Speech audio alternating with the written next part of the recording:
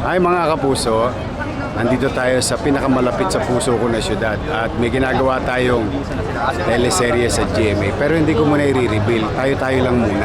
Ha? Secret pa natin. Ang tabayanan nyo lang. Mga bangers! Good choice.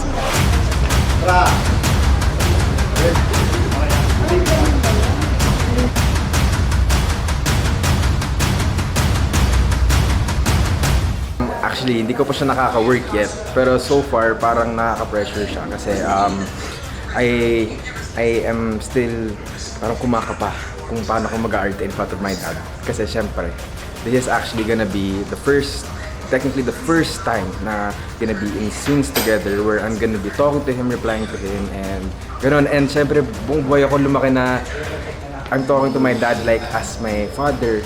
And ngayon, it's gonna be more of same pa rin, tatay ko rin pa rin siya dito sa eksena. Kaso, iba na kaming characters. Hindi na ako si Joaquin, hindi na siya si Isko. Carbon.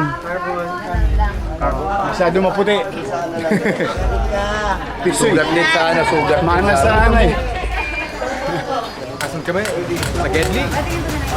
Mga kapuso, dito po tayo ngayon sa GC Gedli. Ito po isang kapuso natin nagsisikap.